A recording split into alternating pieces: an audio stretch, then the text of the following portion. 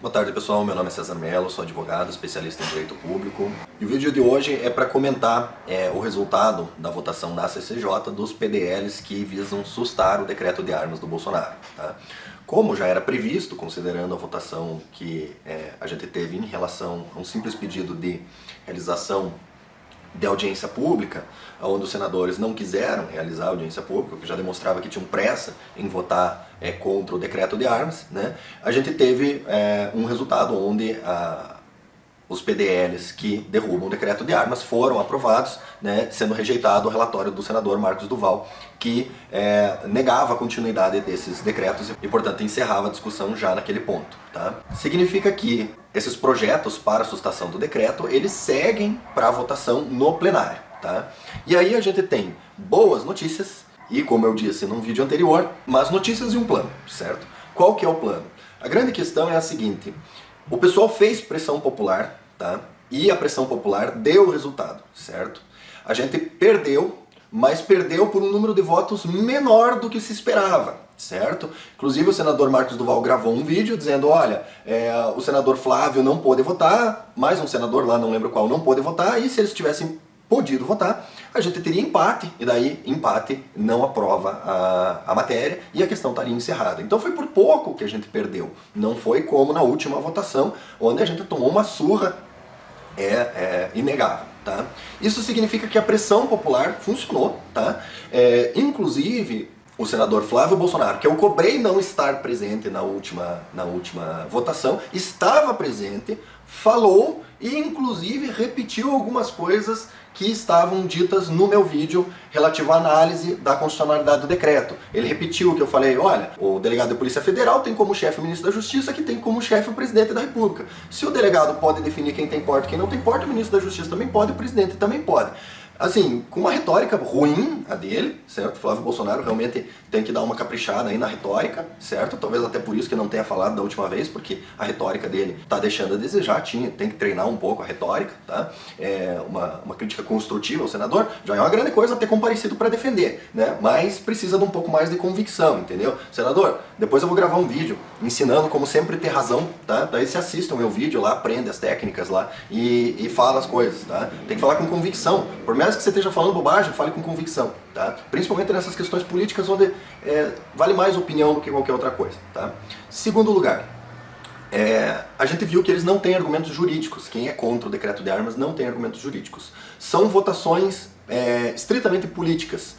Eu sou contra o decreto de armas porque o desarmamento é importante. Esse é o ponto deles, tá? Eles não estão justificando efetivamente um avanço sobre a competência do legislativo, que seria o único motivo pelo qual o PDL poderia valer. Isso é uma boa notícia porque é o seguinte, se por acaso o PDL chegar ao final e realmente derrubar o decreto, esses PDLs podem ser questionados no STF, daí o problema é o STF, mas teoricamente podem ser questionados no STF com o seguinte argumento, olha, o fundamento de derrubada do decreto de armas está equivocado, certo? Ser contra o acesso às armas não é motivo para a derrubada de decreto presidencial, tem que ser efetivamente uma violação à lei, né? Que, como eu já analisei aí anteriormente, não existe. Tá?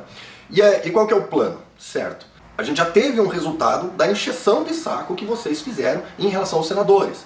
Só que o ganho foi menor, porque a gente tem alguns senadores que se votassem a favor do decreto do Bolsonaro, perdiam o mandato, iam ser expulsos do partido. Tem muito senador do PT, tem muito senador do PDT, tem muito senador do PSB. Esses daí, se votarem a favor do decreto de armas do Bolsonaro, o cara está expulso do partido, perde o mandato. Então, esses daí, por mais pressão que a gente fizesse, não ia adiantar em nada, porque o cara tá obrigado a votar do jeito que o partido manda, tá? Mas teve gente que não é nem para um lado nem para o outro, que votou a favor da manutenção do decreto, então com certeza com a pressão de vocês a gente ganhou alguns votos, tá? Por que isso é importante? Porque no plenário a quantidade de senadores que são obrigatoriamente contra o decreto, que ficarão obrigados a votar pela derrubada do decreto, é um número pequeno, certo? A gente tem um bom número de senadores a favor do decreto, que já declararam que vão votar a favor do decreto, e a gente tem aquele pessoal que está em cima do muro, que está sujeito a pressões, certo? Então é importante que a gente pressione dizendo, olha, senador, se votar contra o decreto de armas, eu não voto mais no senhor, perde a eleição, pode esquecer mandato, daqui para frente não tem mais voto nosso, porque nós queremos o retorno ao acesso às armas, certo? Inclusive, isso daí vai servir para criar uma base de apoio à revogação definitiva do Estatuto do Desarmamento por projeto de lei, tá? E tem um argumento que a gente já pode utilizar que é bem importante, tá? Qual que é esse argumento? Bom, eles falaram várias vezes de pesquisas do Instituto Sou da Paz dizendo que o Estatuto do Desarmamento salvou tantas vidas, tá? Eu fiz o seguinte, eu olhei essa pesquisa e qual que é a lógica deles? A lógica deles é a seguinte, a gente teve durante certos anos um crescimento estável do número de homicídios, aí foi aprovado o Estatuto do Desarmamento e esse crescimento não foi mais tão grande. Continuou crescendo, continuou morrendo um monte de gente, mas foi menos gente. Aí o que eles fizeram? Eles pegaram e projetaram. Vocês podem ver aqui, ó, estou pondo na tela, vocês podem ver que eles simplesmente projetaram para frente um crescimento linear, dizendo que em 2012 a gente atingiria 59 mil homicídios, como em 2012 a gente teve só, e é uma piada falar em só, 40 mil homicídios, então o Estatuto do Desarmamento salvou o que seria toda a diferença, tá? É um argumento imbecil, é um argumento completamente idiota, porque você não pode atribuir essa queda ao Estatuto do Desarmamento, tá? Existem outros fatores que podem ter influenciado aí. Só que quem faz uma afirmação categórica dessa forma, ele tem que se apegar à afirmação. E a gente pode dar um nó nesses caras. Porque o que aconteceu? Na realidade, essa linha aqui, que tem os 40 mil homicídios, ela continuou crescendo, certo? E a gente chegou em 2017 com 64 mil homicídios. E o que aconteceu a partir de janeiro deste ano, quando Bolsonaro soltou o primeiro decreto de armas? Aconteceu o seguinte, a gente teve uma redução de 23% no número de homicídios. Isso significa que a gente vai poder pegar e fazer a mesma linha que eles fizeram, certo? Só que jogando para baixo. E daí a gente pode, utilizando o mesmo argumento deles, dizer o seguinte, se o decreto não for derrubado, como durante o decreto a gente teve uma redução de 23%, a linha ela vai seguir para baixo e a gente vai conseguir em 2000, aí vamos dizer, 2000 e... Só que quem faz a projeção para um lado tem também de aceitar a projeção para o outro lado, porque afinal de contas nós já temos dados para mostrar. E a gente já tem decreto de armas do Bolsonaro desde janeiro. E desde janeiro a gente teve uma redução de 25%, 23% no número de homicídios. Então, o que o Dr. César fez? O Dr. César vestiu seu boné de matemático e projetou da mesma forma que eles fizeram, entendeu? Estou pegando os dados reais de redução da violência e fiz aqui a diferença entre a projeção real deles, né, que eu peguei aqui os homicídios e projetei para frente. Se a gente está tendo um aumento de homicídios de mais ou menos 4 mil por ano, né, o que eu fiz? Eu aumentei os homicídios para frente 4 mil por ano e fui aumentando lá. Então a gente tem lá, em 2018 a gente vai ter provavelmente 50 mil homicídios por arma de fogo, aí depois 55, 58, 61, 64, 68, 70, 73, 76, terminando com 79 mil homicídios lá em 2027. Agora, com a redução dos homicídios causados pelo decreto do Bolsonaro, é uma redução de 23%, obviamente se reduz os homicídios normais, deve reduzir também os por arma de fogo. Então, a gente pega 23% de redução, para 2019 a gente vai ter 38%, em 2020 29%, 2021 22%, 17%, 13%, 10%, 8%, 6%, 4%, aí eu me enchi o saco e não fiz o resto do cálculo. Mas provavelmente em 2030, 2031 não morre mais ninguém no Brasil por arma de fogo, porque daí o decreto vai ter salvo a vida de todas as pessoas. Vai todo mundo morrer por paulada, por gripe e por diarreia de ficar ouvindo o pessoal falar bobagem no Senado, tá? Então, qual que é o plano? O plano é a gente pegar esses dados e esfregar na cara dos senadores e dizer assim, senador, o que você quer? Você quer que as pessoas morram ou você quer que as pessoas vivam? Porque com o decreto, tá aqui o gráfico. Esse aqui são as pessoas, as vidas das pessoas que vão ser salvas.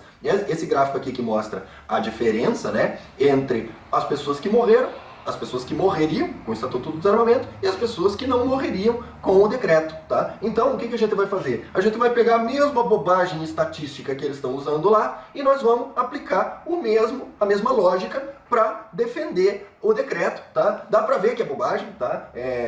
Obviamente não é o decreto o único responsável por salvar as vidas, mas se eles atribuem 100% das vidas salvas aqui no gráfico deles ao Estatuto do Desarmamento, não tem nada que impeça a gente de atribuir 100% das vidas salvas ao decreto do Bolsonaro, né? Quem com ferro fere, com ferro será ferido, quem com bobagem defende, com bobagem será combatido, tá? Então, gente, em relação ao decreto, qual que é o plano? Mostrar esses gráficos, vamos colocar essas informações para frente. Obviamente que a gente tem que dar uma melhorada nesse gráfico aí, porque ele está obviamente errado, né? Com certeza a redução não vai ser tão relevante assim. Na realidade, a gente vai ter uma redução do impacto conforme as coisas forem se assentando, né? Mas a redução é verdadeira, certo? E a redução é inegável. 23% na redução de homicídios é um número impossível de ser ignorado. E cabe a nós, então, fazer a pressão aos senadores, principalmente usando esse argumento. Senador, o decreto salvou vidas. Senador, o decreto reduziu a criminalidade, tá? Então, gente, qual que é o próximo passo da votação, tá? Eu estava vendo aqui uma matéria do Globo que diz o seguinte: o senador Davi Alcolumbre, que é o presidente lá do Senado, vai conversar com os líderes para verificar a melhor data para pôr projetos de decreto legislativo em votação no plenário, tá? O que eu acredito? Eu acredito que vai demorar para colocar isso em votação no plenário, tá? Porque o Davi Alcolumbre, ele estava sem nada para negociar com o governo, certo? Todas as pautas importantes, elas estão na Câmara e quem está negociando, articulando, hoje é Rodrigo Maia. Então o Rodrigo Maia é que tá o bonzão da boca lá, né?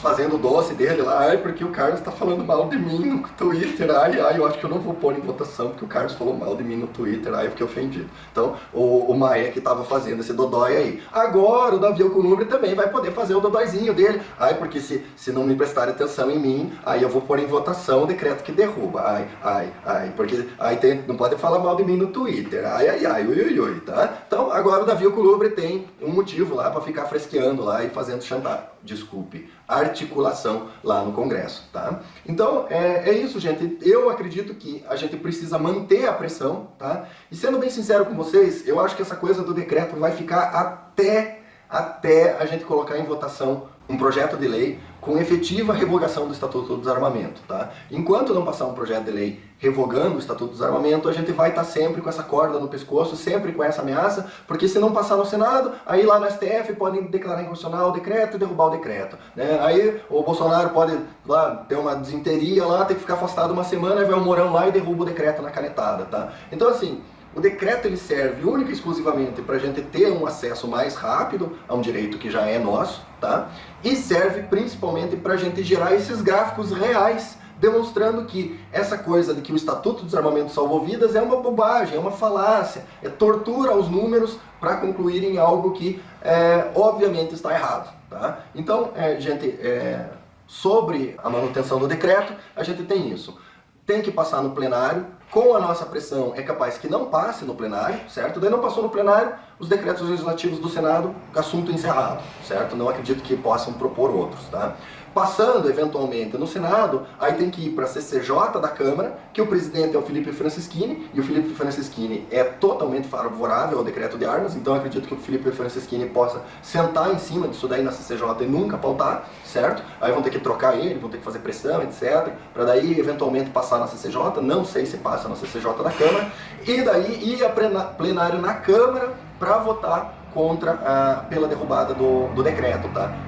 Verificando o andamento que a gente teve no PL 3722, que realmente revoga o Estatuto do Desarmamento, eu não acho que nessa composição da Câmara exista quórum suficiente contra o decreto de armas para derrubar o decreto, tá?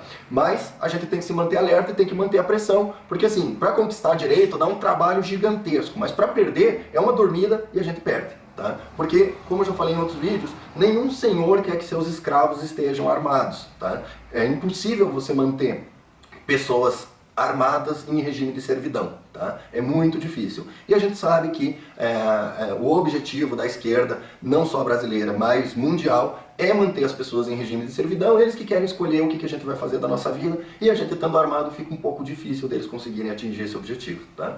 Então a gente, atualizando aí sobre as questões do decreto, é isso, a gente perdeu, mas não foi uma perda tão grande, o trabalho que foi feito, colocando pressão nos senadores, teve efeito. Se a gente continuar esse trabalho, a gente consegue salvar o decreto e, quiçá, já ir abrindo espaço para... Porque se a gente convence o senador a manter o decreto, a gente automaticamente está convencendo ele a revogar o Estatuto de Desarmamento, tá? Então é um trabalho que não se perde, mesmo que eventualmente o decreto acabe sendo derrubado daqui a um ano e pouco, certo? Se a gente conseguir convencer um número suficiente de senadores a não derrubar o decreto, a gente automaticamente convence um número suficiente de senadores a aprovar a revogação do Estatuto de Desarmamento, tá? Então, gente, é isso. Peço que se inscrevam no canal, cliquem no sininho, curtam, compartilhem a mensagem e até o próximo vídeo. Até mais.